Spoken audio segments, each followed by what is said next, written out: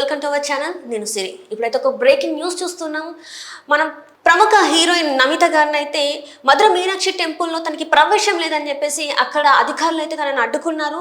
తనని ఎందుకు అడ్డుకున్నారు ఏంటి అనేది మనకి వివరించడానికి ఈరోజు మనతో పాటు ఉన్నారు ప్రముఖ సినీ క్రిటిక్ యజ్ఞమూర్తి గారు. నమస్కారం సార్. నమస్తే సార్. సార్, మనం చూసాం సినీ నటి నమిత గారిని అయితే మధుర మీనాక్షి టెంపుల్లో అయితే అధికారులు తనకి లోపలికి ప్రవేశం లేకుండా అడ్డుకున్నారు. ఎందుకు అడ్డుకున్నారు సార్? అసలు సాధారణంగా మధుర మీనాక్షి టెంపుల్ ఎవరిని అడ్డుకోరు, మామూలుగా ఎవరికైనా వెళ్ళొచ్చు. బట్ నమిత అనే ఆమె మతానికి సంబంధించి వాళ్ళకి ఏవో డౌట్స్ ఉన్నట్లుంది సిబ్బందికి. సో అందు గురించి ఆమెని లోపలికి వెళ్లకుండా అడ్డుకున్నారు. అంటే కొన్ని వాళ్ళకి ఏవైతే డౌట్స్ ఉన్నాయో క్లారిఫై చేసుకోవడం కోసం ఆమెను కొన్ని వివరాలు అడిగారు. సో ఆమె మతానికి సంబంధించి సహజంగా వేరే అన్య మతస్థులకి మన హిందూ దేవాలయాల్లో ప్రవేశం లేదు అని చెప్పేసి మనందరికీ తెలిసిన విషయం అది. అయితే నమిత కూడా అలా ఒక అన్య మతస్థురాలు అని వాళ్ళకేవో సందేహాలు కలిగి ఉంటాయి. అందు గురించి అక్కడ సిబ్బంది ఆమెని ఆపేశారు. ఇదే విషయం ఆమె తన సోషల్ మీడియా హ్యాండిల్ ద్వారా తెలియజేశారు. తన ఆవేదన వ్యక్తం చేశారు. నన్ను ఇలా ఆలయ సిబ్బంది లోపలికి వెళ్లకుండా అడ్డుకున్నారని చెప్పేసి. తర్వాత వాళ్ళు అక్కడ సిబ్బంది అధికారులు కూడా దానికి సంబంధించి వివరణ ఇవ్వటం జరిగింది. మేము కొన్ని క్లారిఫికేషన్ అడిగాము, కొన్ని సమాచారం అడిగాము. సో ఆమె ఇచ్చిన తర్వాత ఆమెను లోపలికి అనుమతించాము. ఆమె మామూలుగానే దైవ దర్శనం చేసుకున్నారని చెప్పేసి అధికారులు చెప్పారు. సో ఏదేమైనప్పటికీ కూడా ఇది ఒక క్వశ్చన్ ఆమె లేవదీశారు. సో అంటే తనలాంటి అసలు ఎందుకు డౌట్ వచ్చింది వాళ్ళకి సిబ్బందికి అనేది. ఎందుకంటే నేను హిందువుని, ఇప్పటికే నేను అనేక దేవాలయాలు, హిందూ దేవాలయాలు సందర్శించి ఉన్నాను. నా పెళ్లి జరిగింది తిరుపతిలోనే. సో వెంకటేశ్వర స్వామి సన్నిధిలోనే నా పెళ్లి జరిగింది. నా భర్త కూడా హిందువే. సో ఆమె వీరేంద్ర చౌదరి అని చెప్పేసి ఆయన కూడా సినిమా పరిశ్రమకి సంబంధించినటువంటి వ్యక్తే. సో ప్రొడక్షన్ వ్యవహారాలు చూసుకునేటువంటి వ్యక్తి ఆయన. సో ఆమె అలా లవ్ మ్యారేజే వాళ్ళిద్దరితో కూడా. సో ఏదేమైనప్పటికీ కూడా ఇక్కడ ఆమెకి జరిగినటువంటి ఏదైతే ఒక ఆటంకం అది కొంచెం దురదృష్టకరమనే మనం చెప్పాలి ఇక్కడ. సో సాధారణంగా అయితే ఎవరిని కూడా హిందూ దేవాలయంలో మామూలుగా అందరికీ కూడా ప్రవేశం ఉంటుంది మామూలుగా.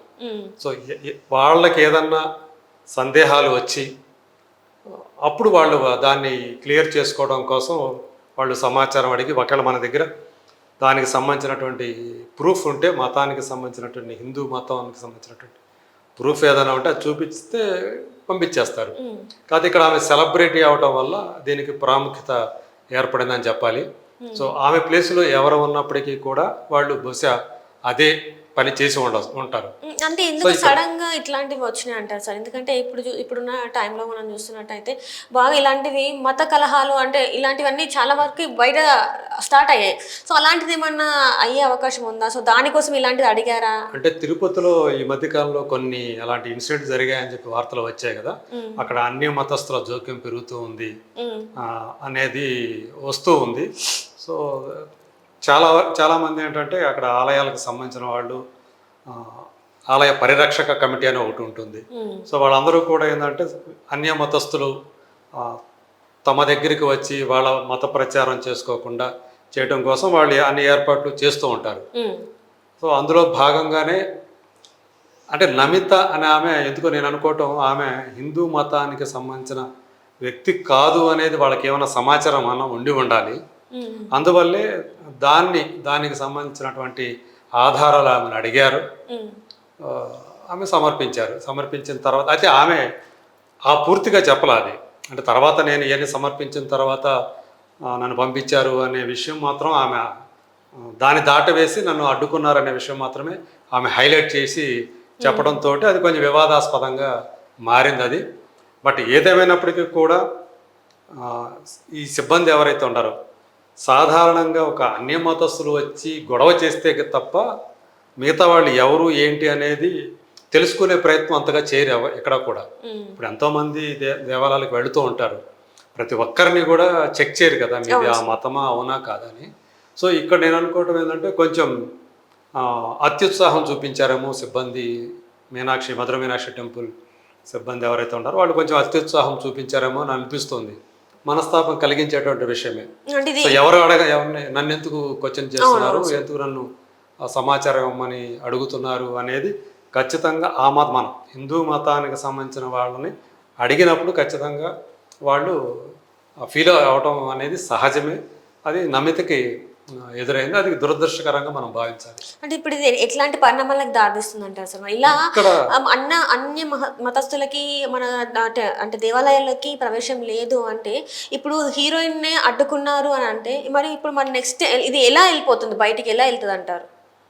ఇది అంటే ఇది రెగ్యులర్ ప్రాక్టీస్ కాదు ఇది. సో ఇది ప్రతి ఒక్కరిని వాళ్ళు ఆపి చెక్ చేయటం అది కాదు.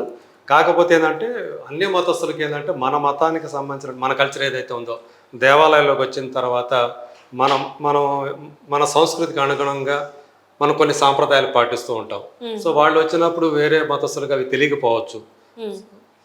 వేరే రకాల పాదరక్షలు ధరించడం దగ్గర నుంచి రకరకాల, సో ఈవెన్ డ్రెస్ కోడ్ లాంటివి కానివ్వండి, కొన్ని దేవాలయాల్లో మనకు తెలుసు, మనకు కొన్ని చోట్ల డ్రెస్ కోడ్ అనేది కూడా ఉంటుంది. సో అలాంటి ఏదైనా ఉన్నా కానీ సో వీళ్ళు వేరే వాళ్ళకైతే వేరే మతస్థులకైతే ఇవన్నీ తెలియక చేస్తారనే ఉద్దేశం కావచ్చు. యూజువల్గా అయితే చేయరు, మామూలుగా ఇవన్నీ కూడా అడగరు.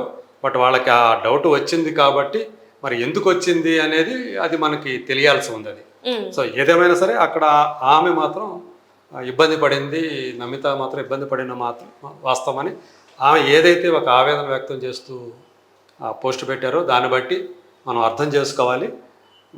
అంటే ఇది రెగ్యులర్ ప్రాక్టీస్ కింద మారితే మాత్రం కొంచెం ఇబ్బందికర పరిణామంగా మారే అవకాశం ఉంది.